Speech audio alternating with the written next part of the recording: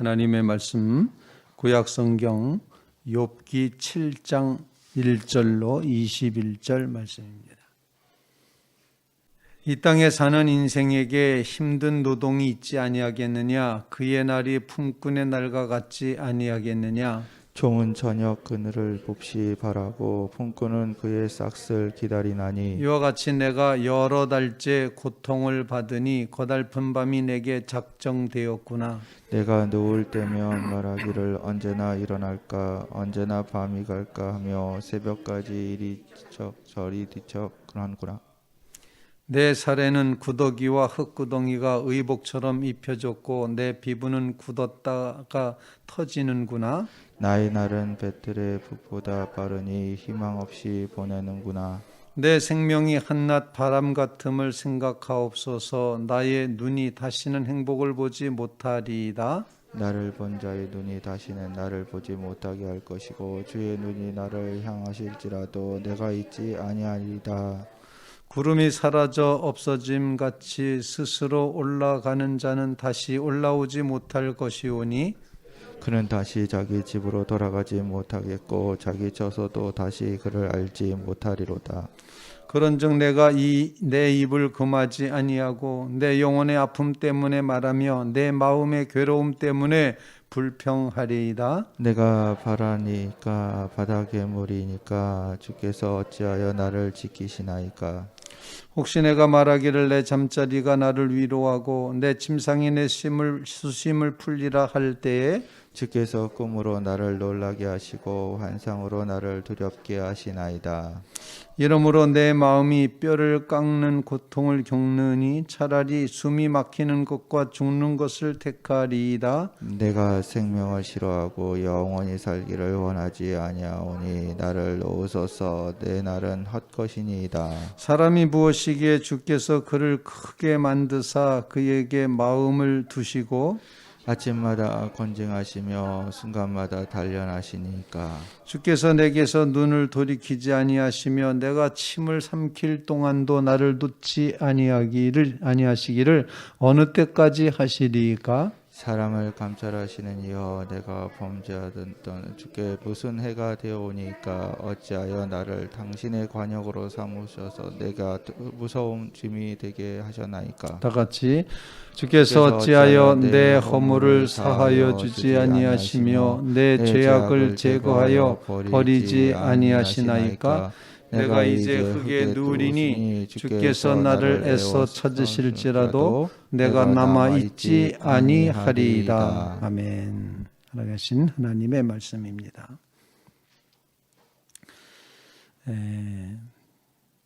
욥의 대답인데 욥은 친구들에게 늘 대답하는 그런 이제 일을 이제 하게 되는데 욥의 대답에는 어떤 이제 두 가지 형식이 있습니다. 하나는 내가 아프다, 힘들다, 고통스럽다라는 고통의 현실을 호소합니다. 그리고 또 하나의 대답은 꼭 욥의 대답 뒷부분에는 하나님을 향하여 호소하는 그런 내용으로 늘 이야기가 이어져 갑니다. 즉 어떤 공식이 있다는 거죠. 말은 길게 하였지만 이 말씀 속에는 이 이야기 속에는 내가 아프다라는 그런 말과 함께 하나님을 향하는 마음 이 두 가지를 늘 욥의 대답 속에서 발견을 하게끔 됩니다. 앞부분의 1절로 9절까지 그 부분까지의 말씀은 호소를 하고 있다 이렇게 생각이 되어집니다. 오늘 본문 말씀에 보면은 정말 여러 달째 고통을 받고 있다 이렇게 표현을 하고 있습니다. 우리 3절 말씀 같이 한번 읽어보겠습니다. 3절입니다. 시작. 이와 같이 내가 여러 달째 고통을 받으니 고달픈 밤이 내게 작정되었구나 이렇게 하면서 정말 자신이 당하고 있는 아픔, 고통, 괴로움 이런 것들을 이제 고백을 하고 있습니다. 그러면서 내 살에는 구더기와 흙덩이가 의복처럼 입혀졌고 내 피부는 굳었다가 터지는구나.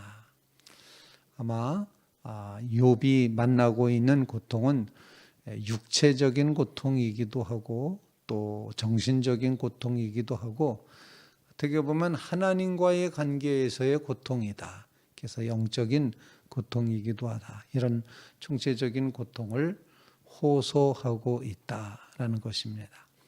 그래서 오늘 본문을 통해서 우리에게 주시는 묵상하며 기도하게 하시는 그런 제목은 고통의 현실이 있다라는 사실을 먼저 기억해야지 된다는 것입니다. 늘 이 욥기를 말씀을 읽을 때마다 참 욥은 정말 그 고통을 받고 있구나, 아프구나라는 것을 이렇게 보여주면서도 정말 얼마나 아팠을까를 생각해 보면 상상 이상이고 더 이상 아플 수 없을 만큼 더 이상 고통할 수 없을 만큼 그런 고통을 당하고 있구나. 그래서 고통의 현실은 언제든지 우리에게도 이제 힘들고 어렵고 정말 넘어섰으면 좋았을, 안 왔으면 좋았을, 없었으면 좋았을 그런 것으로 이해가 되기도 한다는 것입니다. 우리의 고통의 현실, 우리의 아픔의 현실, 정말 이 시대가 당하고 있고 세계가 만나고 있는 이 고통의 현실, 이 현실 속에서도 정말 하나님께서는 뭔가 뜻하시는 바가 있다라는 그런 마음을 간직하며 이 아픔의 현실, 고통의 현실 속에서 하나님께서 우리에게 주시려고 하는 것이 무엇일까를 끊임없이 질문하며 살아야 될 필요가 있다는 것입니다. 그냥 고통의 현실이 있다, 인생은 고해다 이렇게 하면은 거기에 이제 그 가르침은 불교에서 가르치는 거죠. 인생은 생로병사, 그냥 다 인생은 고해야, 인생은 그냥 인생 자체가 고생이야, 이렇게 고통이고 고생이야 이렇게 말하고 인정을 하고 있는 그런 장면을 보게 되는데, 우리의 삶 속에 하나님의 이 고통을 통하여 말씀하시려는 것이 무엇일까? 그래서 욥은 질문합니다. 현실이 아픕니다 라고 말하지만 그러기 때문에 하나님께 질문합니다. 하나님께 호소합니다. 그렇게 고통의 문제를 가지고 하나님을 향하고 있습니다. 오늘 본문 말씀 11절 말씀 한번 읽겠습니다. 11절 말씀 다 같이 읽겠습니다. 시작. 그런즉 내가 내 입을 금하지 아니하고 내 영혼의 아픔 때문에 말하며 내 마음의 괴로움 때문에 불평하리이다. 이게 고통의 현실입니다. 너무 힘들고 어렵고 고통스러워서 하나님께 이제 말하겠습니다. 고통의 현실이 있다라는 사실을 우리에게 가르쳐 주고 있다는 것입니다. 어쩌면 정말 사람을 크게 생각하면 참 사람이 훌륭하고 크다 이렇게 표현할 수 있지만, 또 어떻게 생각하면 사람은 그저 지나가는 바람과 같은 존재다, 아무것도 아니다. 하나님에게 비하면 정말 하나님께서 계산에 안 넣으셔도 어느 누구도 억울하다고 말할 수 없을 만큼 미미한 존재, 아주 무의미한 그런 존재일 수 있겠다, 이런 생각을 합니다. 그래서 욥도 그런 고백을 합니다. 나는 한낱 바람에 지나지 않습니다. 7절 말씀에 보면 내 생명이 한낱 바람 같음을 생각하옵소서. 나의 눈이 다시는 행복을 보지 못하리이다. 난 정말 아무것도 아닌 존재입니다. 이렇게 고백하면서 고통의 현실을 고백하고 있습니다. 아픔의 현실 앞에 서서 하나님을 향하여 호소하기 시작하는 욥의 모습을 보는데, 하나님, 우리도 여전히 아프고 힘들고 어려운 이런 상황 속에서 그래도 하나님을 보게 하옵소서, 그런 간구를 주님 앞에 올리는 믿음의 성도들 되시기를 주님의 이름으로 부탁을 드립니다. 두 번째로 이 고통을 바라다 보면서 이제 욥은 이 고통이 주님께서 주시는 고통일 수 있다는 그런 깨달음을 갖습니다. 14절 말씀 같이 한번 읽겠습니다. 14절 말씀 읽겠습니다. 시작. 주께서 꿈으로 나를 놀라게 하시고 환상으로 나를 두렵게 하시나이다. 이 고통을 잊어보려고 잠을 취해 보는데도 불구하고, 잠자리가 나를 위로하고 침상이 내 근심을 풀리라 할 때에도 주님께서는 꿈으로 나를 놀라게 하시고 환상으로 나를 두렵게 하십니다. 아니 꿈속까지 쫓아오시는 주님이시다. 이런 고백이죠. 꿈속에서라도 나를 쫓아오셔서 이렇게 나에게 아픔을 주십니까? 괴로움을 주십니까? 라고 그렇게 고백을 합니다. 그러므로 15절 말씀도 함께 읽겠습니다. 시작. 이러므로 내 마음이 뼈를 깎는 고통을 겪느니 차라리 숨이 막히는 것과 죽는 것을 택하리이다. 얼마나 힘들면 죽고 싶다, 죽어야 되겠다, 이렇게까지 말하게 된다는 것입니다. 그런데 바로 이것이 주님께서 주시는 고통일 수 있음을 이 욥이 고백하고 있다는 것입니다. 주께서 꿈으로도 나를 놀라게 하십니까? 꿈속에서까지 찾아오셔서 나를 힘들게 하십니까? 이런 고백을 하고 있습니다. 심지어는 내가 침을 삼킬 동안에도 주님 나를 지켜보고 계십니까?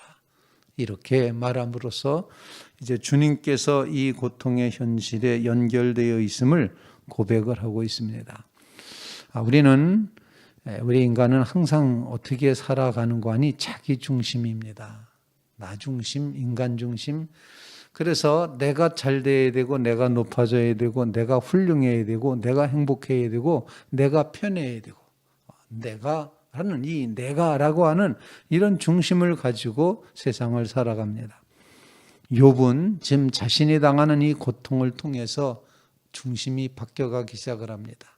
내가 아니라 주님께서 하신다. 주님께서 나를 찾아오셔서 꿈속에서라도 괴롭게 하시는구나. 이 삶의 중심이 바뀌는 역사, 이것이 정말 기독교 신앙의 출발선이라고 저는 늘 생각을 합니다. 인간 위주의 인본주의적인 신앙에서부터 하나님이 본위가 되는 신본주의 신앙으로 넘어가는 장면, 바로 거기에 기독교 신앙이 서 있게 된다는 것입니다. 거기서부터 출발하게 되는 것입니다. 우리의 믿음 가운데 나라고 하는 것을 중심으로 해서 돌아가는 그런 세상이 아니라 하나님이 중심이 되어 돌아가는 신본주의인 것을 깨닫고 기억하는 믿음을 주시옵소서. 인류가 만났던 과학 가운데 지동설이라 해가지고 처음에는 천동설, 그래서 하늘이 지구를 중심해서 돈다, 그래서 우리가 중심이다 이렇게 생각했는데 나중에 깨닫고 보니까 우리가 하늘을 중심해서 돌더라. 이래서 우리가 하늘을 중심해서 도는 것이 맞다. 이렇게 과학적인 지식을 발견한 것처럼 지구가 돈다, 그것 때문에 재판받고 했던 갈릴레오가 하는 말이, 재판정에서는 지구가 안 돈다 그렇게 말했다가 재판이 끝나고 법정에서 나오면서 그래도 지구는 도는데 이렇게 말했다지 않습니까? 바로 이런 모습을 보면서 하나님을 중심하는 믿음의 세계를 열어가는 주의 성도들이 꼭 되시기를 주님의 이름으로 부탁을 드립니다. 얼마나 고통스러웠으면 세 번째로 욥은 이렇게 말합니다. 주님, 차라리 저를 좀 내버려 두십시오. 저를 주목하지 말아 주십시오. 나를 좀 살펴보지 말아 주십시오. 나에게 좀 관심 좀 끊어 주십시오. 라고 그렇게 고백을 하고 있습니다. 우리 17절 말씀 같이 한번 읽겠습니다. 17절, 18절 시작. 사람이 무엇이기에 주께서 그를 크게 만드사 그에게 마음을 두시고 아침마다 곤징하시며 순간마다 단련하시나이까? 19절 말씀은 이렇습니다. 주께서 내게서 눈을 돌이키지 아니하시며 내가 침을 삼킬 동안에도 나를 놓지 아니하시기를 어느 때까지 하시리까?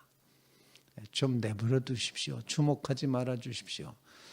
얼마나 고통스러우면 이렇게 고백했을까라는, 어쩌면 이제 아주 이 욥은 지금 하나님 앞에 하나님의 자녀로서 하나님 차라리 날 죽이세요. 이렇게 말하는 것처럼 대들고 있다 이렇게 말하지만 그 대들고 있는 심정 중심에는 그래도 내가 이렇게 호소하고 아픔을 토로할 수 있는 상대자는 하나님 한 분이십니다. 어떻게 나를 이렇게 침을 삼키는 동안에도 놔두지 않으시고 쳐다보고 계십니까? 이렇게 고백을 하고 있는 것이, 어느 때까지 나를 놓지 않으시겠습니까? 사람을 감찰하시는 이여 내가 범죄하였던들 주께 무슨 해가 되오리까? 어찌하여 나를 당신의 관역으로 삼으셔서 내게 무거운 짐이 되게 하셨습니까? 주께서 어찌하여 내 허물을 사하여 주지 아니하시며 내 죄악을 제거하여 버리지 아니하시나이까? 차라리 내가 이제 흙에 누우리니 주께서 나를 아무리 찾으려고 그래도 내가 남아있지 않을 겁니다. 제가 어린애 투정하듯이 스스로를 자해하듯이 이런 모습, 너무 힘들고 고통스럽고 어려우니까 에이 더 타락해버려 라는 이런 심정, 아프고 힘들 때 에이 모르겠다 더 타락하자 이런 심정이 욥의 마음일 수 있겠다라는 생각을 합니다. 그러면서도 고백하기를 주께서 어찌하여 이렇게 주님을 향하여 호소하고 있습니다.